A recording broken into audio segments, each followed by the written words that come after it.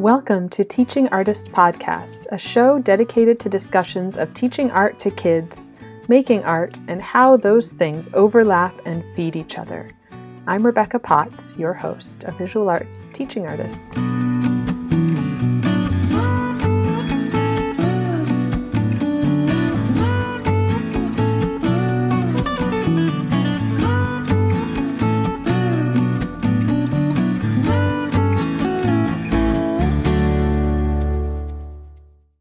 Hi friends, it's been a little while. Thank you for sticking with me during this slower time while I have been taking a much needed break from releasing new episodes. It's been a busy fall/winter for me personally with a lot of change, but I'm getting settled into a new home, a new job, and new routines with my daughter's school. I'm also just taking a moment to recognize that it has been an incredible 2 years of this show. Sometimes I still marvel at how I had the audacity to take this little idea and run with it.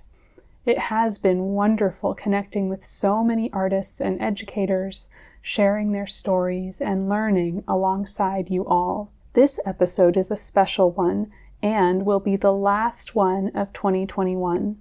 This is a longer version of the presentation I gave at the California Art Education Association conference last month, titled Stories from the Field, a curated selection of conversations around equity in the art classroom. I prefaced the presentation by saying that I am not an expert here, but I have been learning and listening and working to share the advice of those who know more than I do, to share the experiences of those who experience racism firsthand, to share the voices of those who are too often silenced.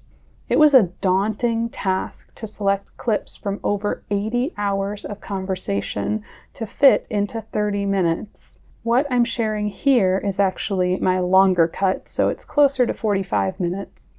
While there's obviously so much cut from the many conversations these clips were pulled from, it's also still a lot to process. I will link to the Google document where I shared the transcript and artist bios for the final CAEA presentation, which was the shortened version of this episode. So you can feel free to make a copy of that, add notes if it's helpful. I ended with the song that Nisa Floyd recommended, Come Back as a Flower, by Stevie Wonder featuring Sarita Wright. I can't include it here for copyright reasons, but you should go listen to it. Think about Nisa's words of redemption and hope and growth.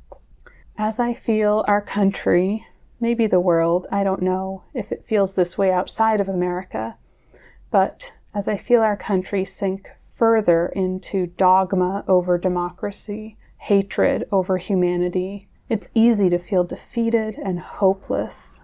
But I do see so much hope in our children. We are on the front lines in more ways than one right now in education.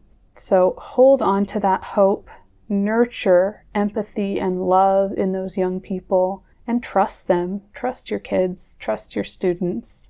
Now, I do also want to mention that the next monthly Teaching Artists Lounge meeting is coming up next weekend on December 11th. I would love to see you if you can make it.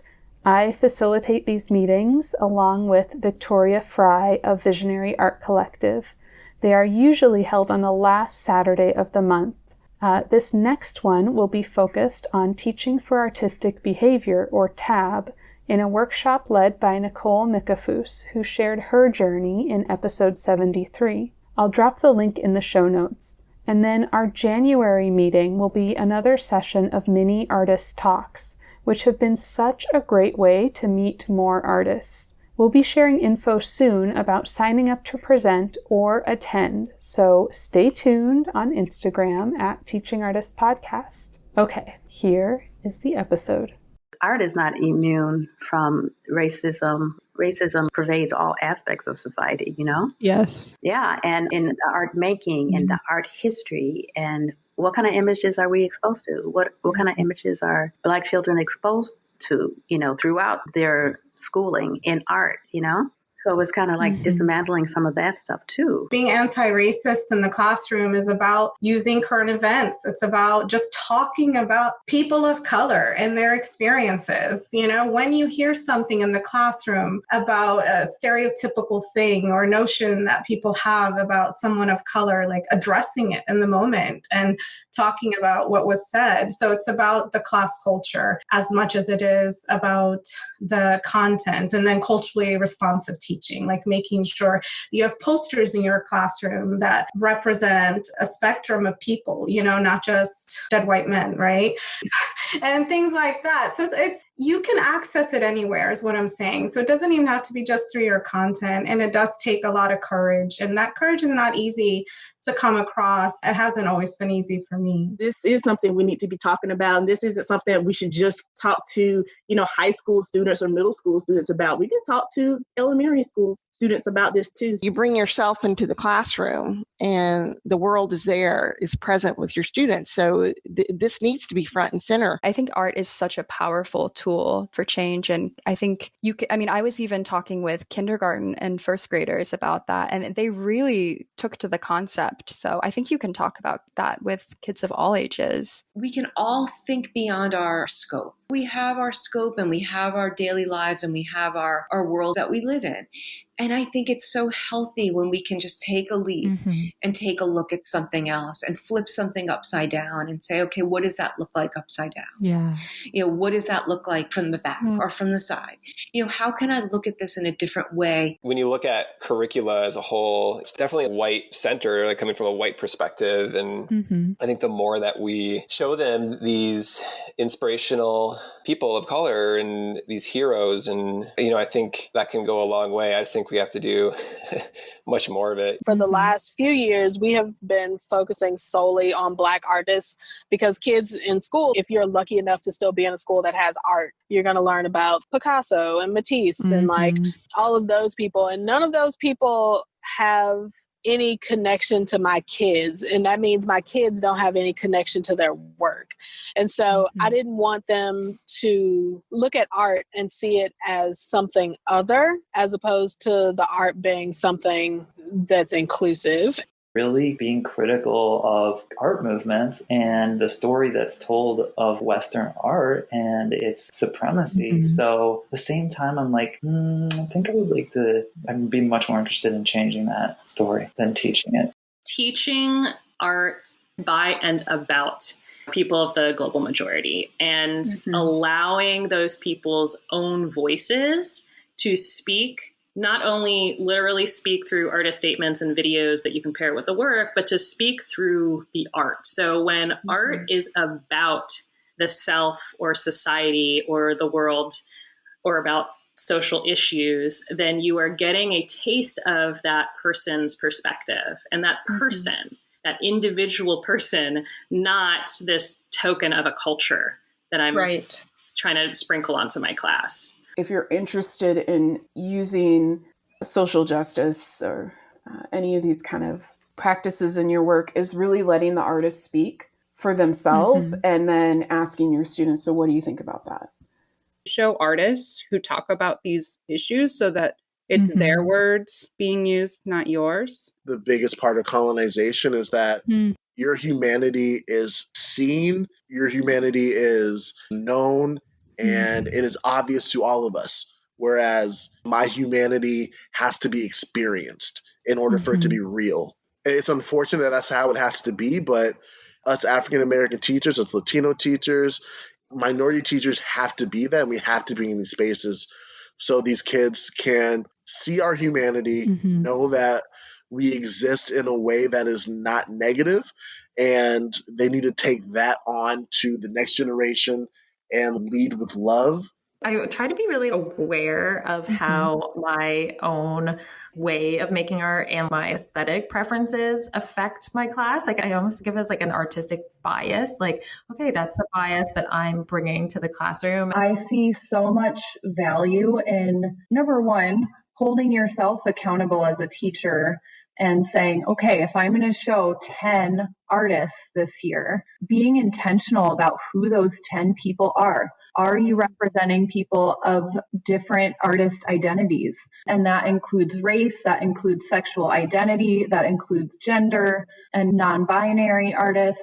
That can include so many different things, but it really does take intention, because if you have grown up in our current and recent past art education system, you have learned all of those dead white men, and that's what you're going to gravitate towards unless you work against that. We have a responsibility as art teachers to be going out and connecting with living artists that fall into those different identities. We have a responsibility to break down those walls. That falls on us. And when we do that, it's much easier to pass authentic teaching down to our kids.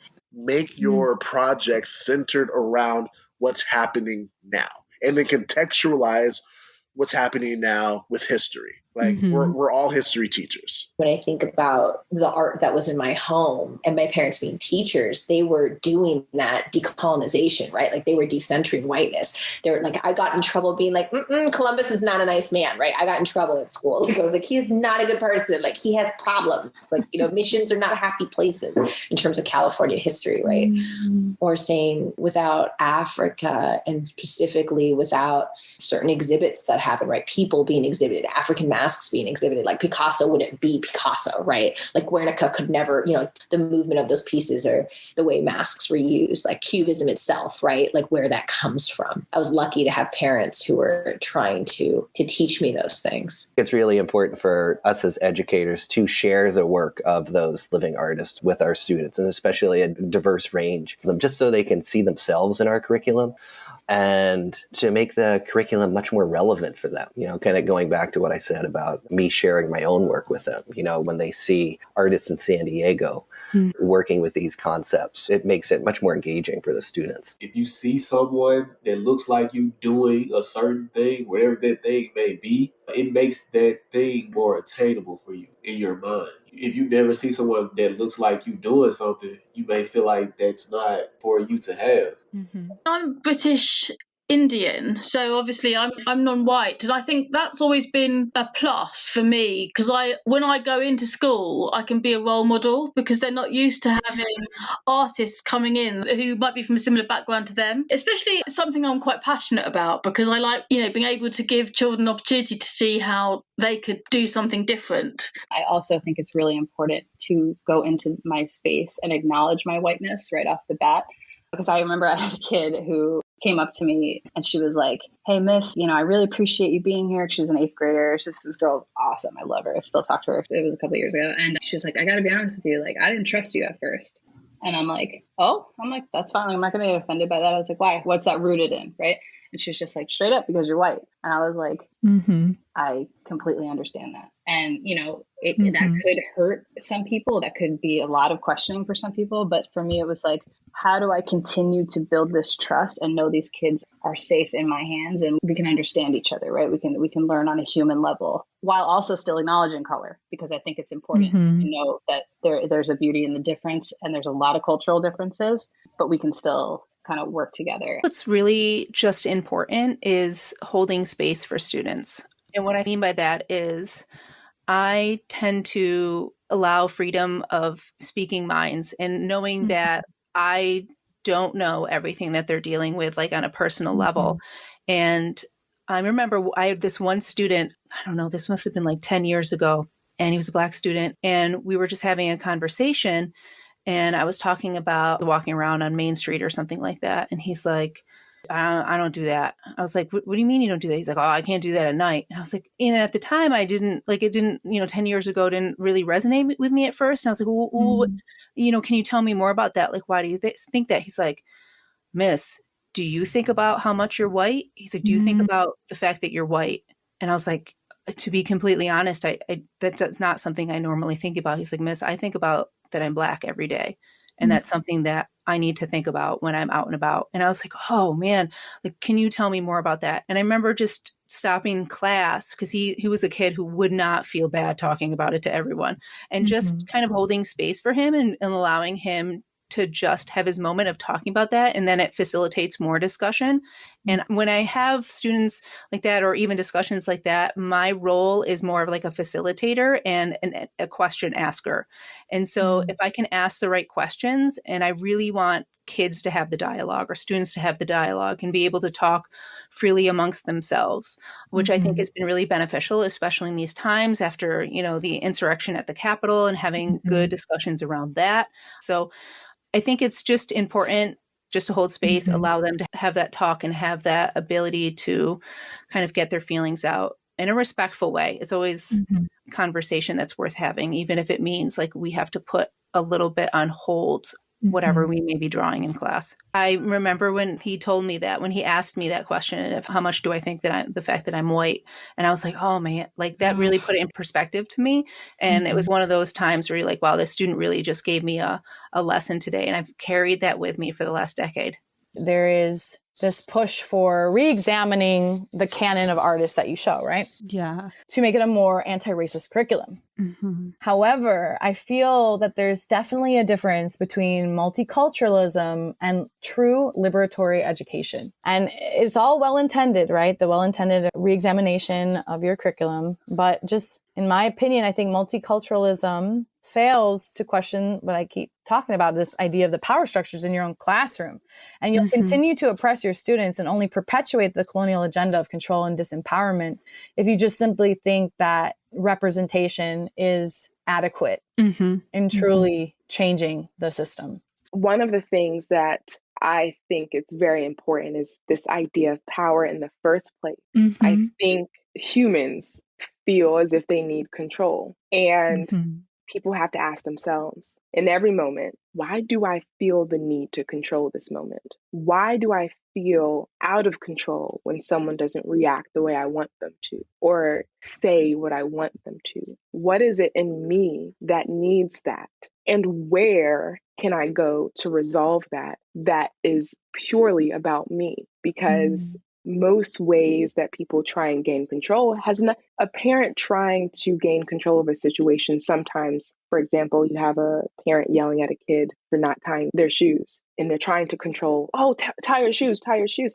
It's not about the shoes. Maybe you're running late and you have no control of the fact that you're late. So you try and control something else. So now you're just projecting onto something else. And so in terms of whiteness and superiority, what is your why? Why do you, as a police officer, need a Black person to raise their hands the way that you want at a traffic stop? Why do you need them to say yes, ma'am, and no, sir, the way that you want? Why do they have to do that for you? What do you need? Because you're trying to control the situation because of a lack of control somewhere else that needs to be resolved. And so I think, and that's with every power dynamic, it's employer and employee, it's parent and child, it's parent and pet child, all of these ways that we're just taking things personally. Yes, teacher and student.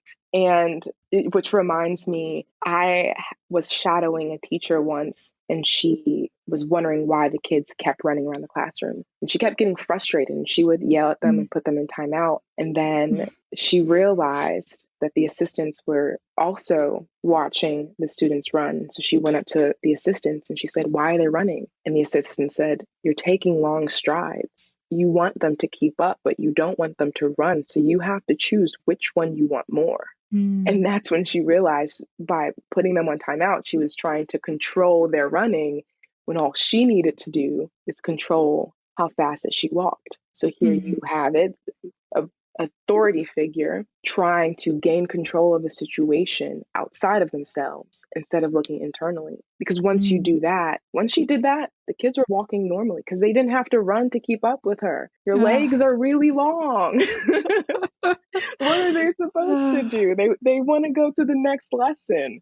They're trying to listen, but there's so many conflicting things. So, control is a big part of a lot of, situations that we find ourselves in. And no one's taught to reflect in the moment and figure out, well, why?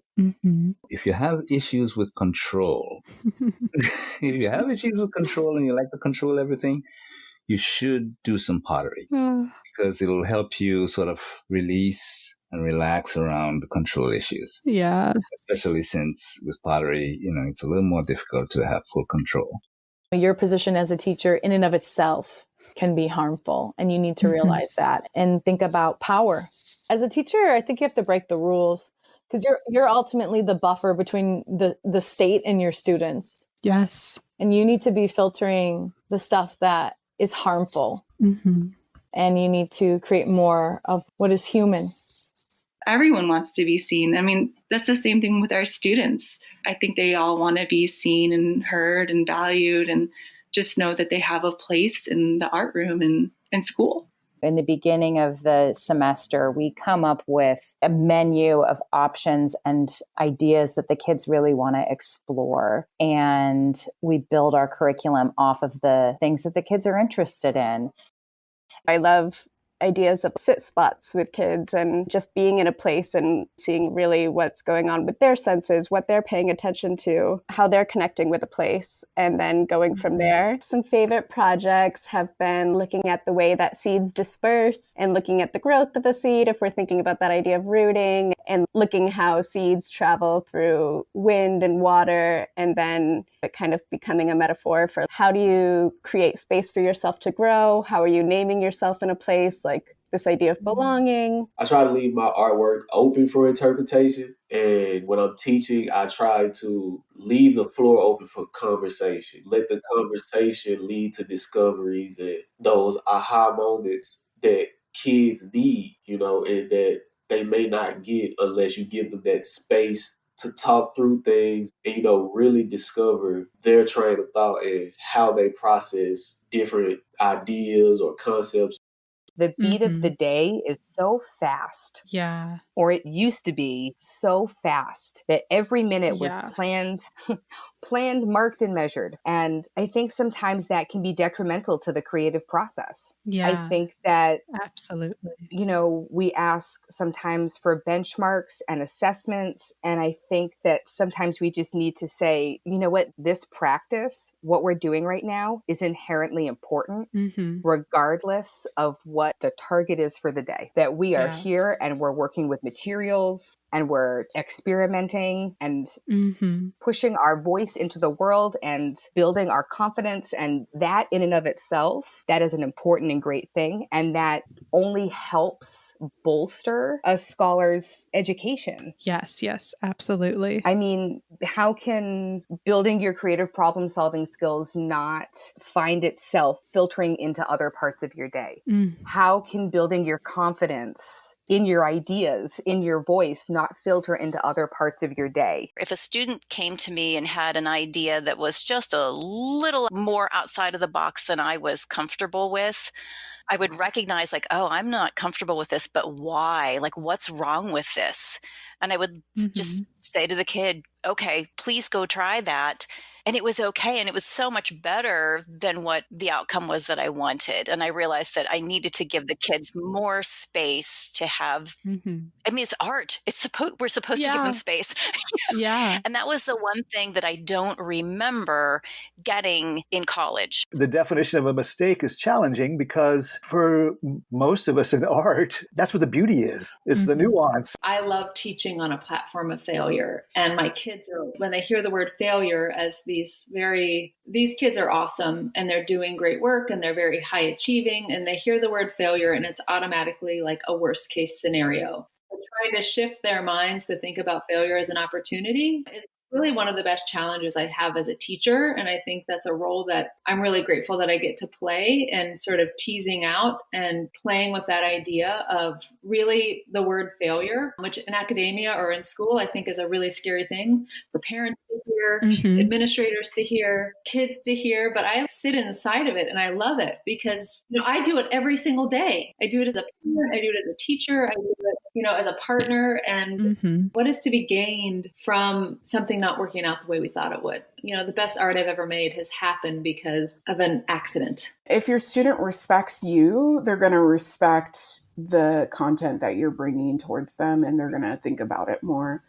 If they trust you, especially. And if you make it known that the art room is a safe place for you to be vulnerable and for you to explore these ideas, even if you don't understand them. The culture of whiteness in our schools is the culture of preparing people for the American workforce. So one big part of decentering whiteness in your art classroom, I think, is just ignoring that mandate completely. Like, don't care if kids are late. Let kids turn in late work. Let them be their whole selves in the classroom. Let them speak out of turn. Let them be equal partners in the learning. Let them choose what you should cover in your curriculum this year. Just find ways to break any of the expectations in your classroom that feel in the least bit oppressive.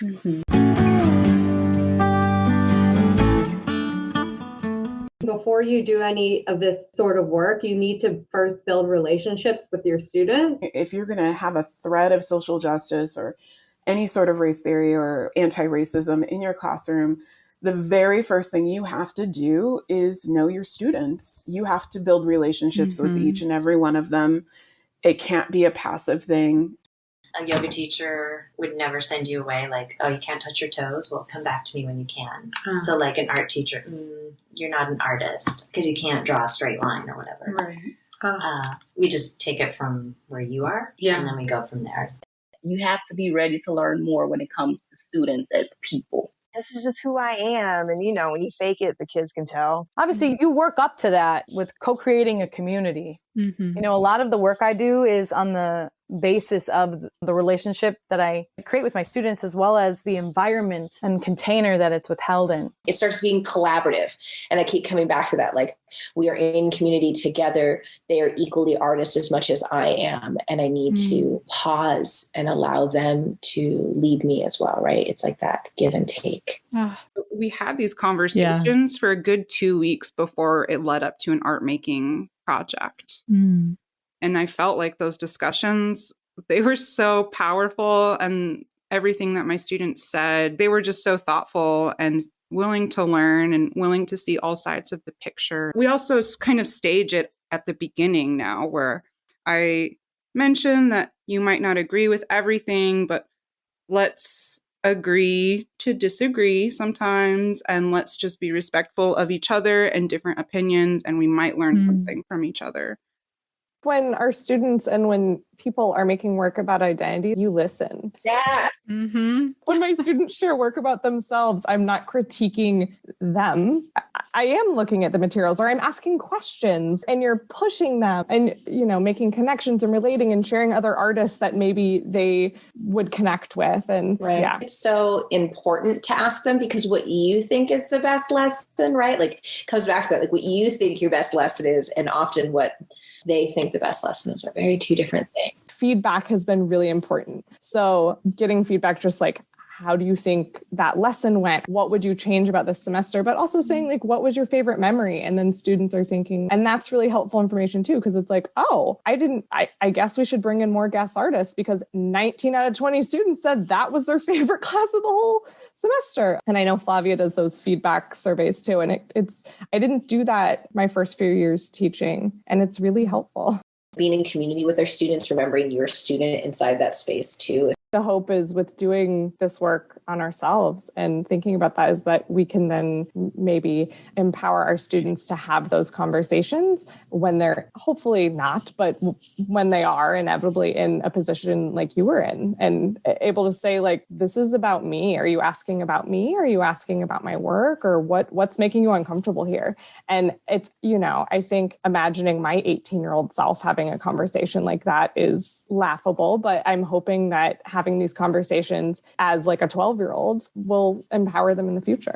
Another thing that's really important, and this is for all teachers, not just art teachers, but paying attention to discipline and who is getting called out more often, who is getting, reminders about their bodies or their voices or how they're using materials, because there's so many disparities between suspensions and things like that. And I think that can definitely happen in the art room too. And I think that's a really hard one when you have to really like retrain yourself. like think about, okay, what is actually problematic about so-and-so's behavior? Is it actually a problem, or is it just not the way that we have been taught to think is okay? Right. Because I think sometimes the default defensive answer can be like, well, some of these kids really are acting out more, having behavior problems more often. But I think we really need to look and say, well, is it just that they were talking too loud, or is it just that they were, needing to move their bodies more? Whatever it may be, just kind of reframing that. Right. Absolutely. Recognizing when it's a cultural bias versus an actual disruptive behavior that's actually a problem, which I think is rare. Definitely. And then I was talking about the same thing with another artist recently, and the idea that who deems what is appropriate and what is not, what is disruptive and what is not. Definitely. And that's why I think it's important as a class. And it can be kind of exhausting to do this at the beginning of the year when you have so many classes, but as a class, trying to set norms for your art class so that you get input from the students. Because every artist is different. Like, I would prefer a quiet working environment with maybe music or a podcast, but a lot of kids prefer it to be more loud and social, talking to each other, walking around maybe. And so kind of getting their input on that and coming up with an agreement so that they can be held accountable, like to each other, not just to one white person as the authority in the room. I think the system uses assessment to inflict violence and harm on students. Yes. An F will stay with you on your transcript, right? And that is a legal document. And it may be taking this to the extreme, or maybe it isn't, but that's the way in which I see teachers moving like cops. It's through assessment and discipline. These systems that we create within our field are ways in which we assign judgment, right? And I've had conversations with students talking about grades, and a lot of them speak to the idea of self-worth being tied to a letter grade or a score. A step, I think, towards the right direction would be through standards-based grading, where you are taking out participation grades, grades of behavior, grades for compliance. Did you just do the thing? Because a lot of the times you don't understand the barriers or obstacles that could prevent the student from doing the thing, whether it's a parent signature on a syllabus or otherwise. I think our kids are pushed so hard in school. Even the little babies, the little kindergartners, they have so much they have to perform. Right. That it's a huge motivator for me to make sure that they have a safe space in their art room where they can just be themselves. They can experiment. They don't have to perform these pressures, they just kind of get to realize the relaxing quality that can be in art. As teachers, if we want to see systemic change happen at large levels, we need to start with the micro, right? Trust your students. Think about and have some sort of, metacognition as to what's happening in your class, and have your students question it too. You need the arts, you need to integrate the arts. And I keep telling you that if your learners are not really responding wholeheartedly to what you are giving them, it means something is missing. If we focus in terms of the weight of distribution of knowledge and teaching as social, emotional, empathy, and knowledge of culture and others, and then we're like, but here's also a color wheel, or here's also how you do matrices, I really think we would be better people. I always think of teaching as I'm helping to cultivate a person who's going to be in a car one day, and they're going to be driving next to somebody else who's in a car. How are they going to share that road? How are they going to interact with those people? Are they going to be self-centered, self-serving? I really think we just need to prepare people to get into a car on a road. And I know that sounds really weird, but to live life. And how are they going to engage with others and spaces in the world? Are they going to do it with empathy, compassion, love? Or are they just going to care about themselves and their desires, their wants, and who cares about everybody else and how my actions are going to impact others? everybody has stories to tell, and it's a matter of getting those out. And I think even, art with children, art with adults, and just generally, it's all about the story. It's about the narrative. And, the political side of that being who gets to tell your story and, who gets to tell the stories. Right. And I think that comes down to like the whole race thing also, that who's going to tell our stories? And we want to be able to tell our stories. Right. Everybody wants to tell their own story, Yeah. And everybody should get to. Yeah. And not being dictated to by the overarching story that's put out there. It's the stories that make people human. And I think the whole thing about racism is that it dehumanizes. It makes you less than a person. You're just this stereotype. So I think you can start basically with creating visual narratives or, written narratives about who you are. Yeah. And like, if you had a chance to tell the world who you are, what would you say? What would you say? It's so painful for people to say to you, like, you don't get to share who you are. Right. Nope. You don't get to share your experiences. You don't get to share your stories. You don't get to honor people who have sacrificed so much to give you the life you have. I mean, stories are so powerful. I think they're the most effective way to persuade anybody to change their way of thinking, Focusing on empowering students with stories of power, resilience, resistance, and not to reduce Black, Indigenous, people of color to struggle, because that's not their sole experience or existence. Brown and Black people are everyday people just living this life and doing the best we can like everybody else. I'm their first experience with an actual Black person in real life. You know what I mean? I'm a lot of parents' first experience with a Black person in real life, and I'm not like this. I may look a certain way, but I'm not like this rough and gruff, violent human being. I'm a whole entire person with complexities. I'm silly. I'll sing. I walk around camp with a tutu on. I needed to be around people who look like me. I was the first in my family to be born in the States. So it was a struggle because, we had a different language at home. My parents came from the Philippines, though they spoke English and Filipino and Tagalog, but I didn't know the difference between the two. We would just interchange the two because that's how it is. And when I was growing up in the 70s, the teachers, sometimes I would use words they didn't understand, and they thought that was holding me back. And one day I needed to throw up and I didn't know the English word. And I told the teacher, but she didn't understand. And so I threw up, and then, it was a big mess. And then they told my parents to stop speaking to me in Tagalog. They said which was so terrible. Because so now I can only understand it from hearing it, but I can't speak it anymore because I was forbidden to speak it anymore. But I think it really made me not like school at all. I had this culture at school and I had this different culture at home. And I was like kind of the go-between because my poor parents, they were completely new to the country too. They might be little people, but they have feelings and they care and they worry and they're dealing with stuff just like we as adults are dealing with. Once I started giving myself grace about my weaknesses and letting people know up front that, I am dyslexic, but I can function just like anyone else. Just give me a chance. And there's also things that I can see more clearly because of the deficit in one area. There are heightened things in other areas.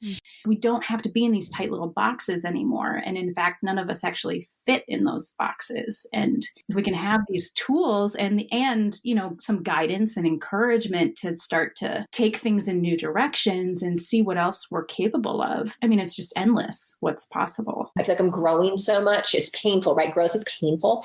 It is not, like metamorphosis. Not just the content, but also the style and the way you're presenting your teaching and your interactions in the classroom, because we're like swimming in this society that is upholding white supremacy, right? And colonialist values. And so that's like seeping into our brains, our students' brains. And so we should be questioning, why do I feel this way? Like, why do I think that? And really, I have to do it all the time. Like, wait, is that a fact or is this a false narrative that I have just been taught so many times over and over? And so I think that is a lot of the work I really want to see teachers doing. I've actually realized that when I was in my early 20s and I first started teaching out of grad school, I was teaching in a very kind of traditional way. And even though I had studied so many different artists and my graduate program was amazing, I sort of reverted back to teaching the way that I had been taught growing up. And after teaching in that way for a few years, my whole perception of teaching, everything just started to shift for me. And I started to become very passionate about teaching about contemporary artists and artists of color and really changing my approach and teaching in a more progressive way, even with how I was interacting with the kids. And it's interesting to look back and see, you know, where I started and where I'm at now. It's good to have teachers who hated school on staff because so many don't have that perspective. They don't understand that perspective of the students who hate school, and I do. So it kind of helps to bring some empathy or some understanding into the team. And I think that's always been my mission, is to help kids who are like me, who really struggled. And I was really way below grade level. I was always like in the remedial reading class, but it was not because I at the time I thought, you know, I'm just dumb and I'm more, I don't learn the way everyone else. And I felt really stupid, but I just realized that, you know, I was in a Catholic school and it was very rote and very boring, basically. And so like, it's now my mission to make, you know, school interest. That's why I want to integrate the arts in schools all over the world now, where I can help kids who are like me, who really struggle with the traditional way of learning. I don't know. I was thinking a lot about access and the way that, like, I'm going to be completely honest, like I grew up in LA, but I don't think I went to LACMA until maybe I was like a junior or senior in high school. Right. I don't even think I knew what LACMA was. I knew about like the stuff at Expo Park because I grew up a couple blocks away, but I didn't know anything about LACMA. I don't think I found out about MoCA until like a portfolio event that was held there, where my art teacher was like, you need to go to this thing. And then a lot of the things that exist now, they didn't then. Right. So I was thinking about students need to, one, be aware, students and their parents need to be, one, like aware that these places exist, but also I think it's more nuanced than just being like, hey, come over here, you know? Like we need to figure out ways where folks can feel welcomed and invited, and these spaces that belong to them, right? When I was thinking of inclusion, I was thinking from different aspects of equity, but I wasn't thinking about abilities the same way. What we found the most helpful is essentially to work backwards. And when I say work backwards, you know, what we would do is we'd figure out exactly what we wanted the kids to learn, you know, what skill we wanted them to acquire, and come up with a project or an outcome, and then scale it. But think exactly, okay, if they have fine motor needs and I want them to, you know, learn this particular drawing technique, do I need to use modified tools? Like, you know, there are special scissors, there are pencil grips. Do I need to create a tracer in order for them to be independent? And the goal is to have the kids be as independent as possible. But you just find ways to get to that outcome just from thinking through all of the steps and where they might have a need. And the other big limitation, I think, that teachers don't necessarily anticipate until they're in the moment and finding things. I mean, we've all had those moments where you think you've got this great idea and then it sort of like falls apart. It's really limiting the downtime, the time in between, and the time that, you know, the teacher spends talking at the students. If you can really pare that down as much as possible through structure and support, the fluidity of the lesson and the amount of interest and access almost always rises. How we ask a question is so important for our students, or how we pose something, or the directive. In order to create an anti-racist environment, you have to actively be anti-racist in your life. There isn't a curriculum to follow. There isn't a formula to follow. There isn't a checklist to follow. This work has to be embedded into your everyday life, and it has to be something that you do. Mm-hmm. Because the kids know. Just because I am someone of color doesn't necessarily mean that I have the answers. So I definitely needed to stop and do some research on my own end and analyze the things that I've been doing. Self-reflection is so important as a teacher, or, just for people in general. But so I had to take some time back and understand, like, what have I done in the past? What things would I need to change? Because while we were holding everybody else accountable of these things, I wanted to make sure that I was doing the best that I can do for my students as well. A lot of them have never had these conversations, so they feel kind of entry level in a way, but I think it plants that seed. So then when we get to other courses in my program, or when they go into other courses at the university level, they're not afraid to bring up these topics. They're not afraid to react to things. They're more empathic when they encounter somebody that has experienced life differently than them. So I have become a lot more careful in how I word what I say. I really cannot say Black Lives Matter in my classroom, but I can teach Black Lives Matter. And it's unfortunate. I hear myself saying these things and I wish I didn't have to, right? And it almost feels cowardice. But as I see it, I'm looking at the big picture, which is that I would like to teach an anti-racist curriculum. And I want my kids to have a well-rounded idea of the human experience. And in order to do that, I want to continue to have my job and be able to do that without pushback, So I've become a wordsmith over the years and really tried to navigate and figure out how to engage students in those discussions. And the big one, and we've talked about this in the podcast with anti-racist art teachers, is using the artist voice as everything, right? And that has to be the springboard. There's risks in me talking about some of this stuff sometimes, but I feel like I need to have courage and just present, these are the experiences that these artists are reacting to. This is what they want you to know about the story. This is the context that maybe you're not seeing because you live in Cookeville, Tennessee, and you're not from where they're from. I want someone to lean into discomfort and feel comfortable in the discomfort, right? To feel comfortable being like, I'm going to be uncomfortable for a moment, but this is going to be this huge growth experience. My art making helps my teaching because I kind of implement what I believe in my teaching. From my personal experience, I think every child is an artist in their own way, and if given the right guidance and opportunity, they will discover their creative world definitely and experience the joy of making art. If people can have more empathy, not just for a Black body, but just for the human race, if you can just begin to do it for the human race and just understand that's what the humanity is. I put the word Black in it because, we're the ones that are most targeted, but, everybody can tap into their own humanity and see, okay, I may not be the best human being right now, but I can do better. I need to do better. And hopefully that will be the takeaway for a vast majority of the people. That's what we want. Education is what's left after the information is gone. It's the feeling that you're left with.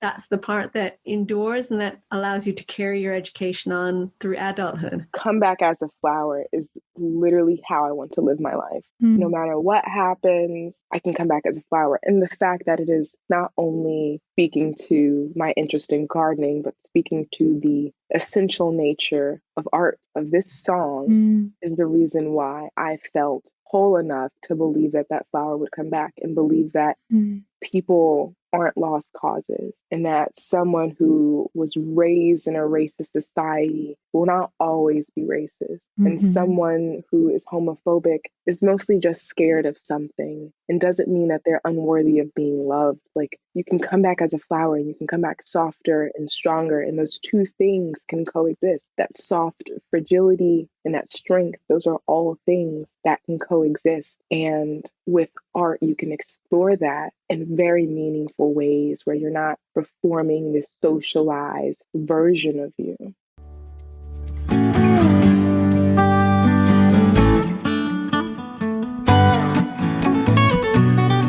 Thank you so much for listening. As always, you can reach me at Teaching Artist Podcast on Instagram or teachingartistpodcast@gmail.com. Who do you want to hear from? Please share your recommendations of teaching artists. And if you loved this episode, please subscribe, leave a review wherever you listen to podcasts, and follow me. It really makes a big difference. Thank you.